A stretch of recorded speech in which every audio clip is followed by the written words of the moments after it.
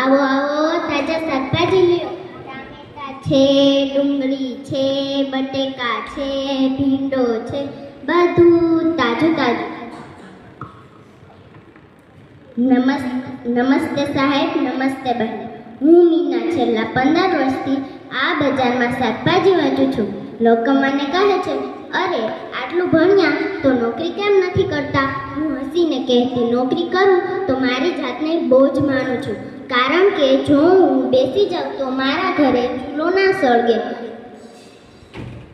જુઓ, આ ટમેટા એકદમ લાલ, મારા દીકરાના ગાલ જેવા.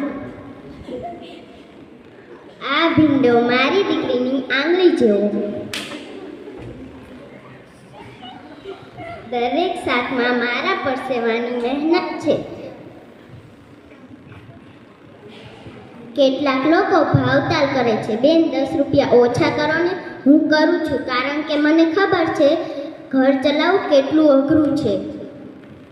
એક શેઠ મારી દુકાને આવી મને કહે, તમે ગરીબ શાકવાળા છો?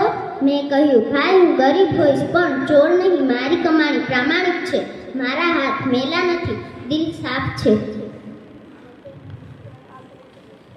મારો દીકરો ડોક્ટર બને અને દીકરી ટીચર બને. લોકો પૂછે છે, પૈસા ક્યાંથી આવ્યા? હું કહું, આ ટામેટા બટેકામાંથી. આજ મારી યુનિવર્સિટી છે.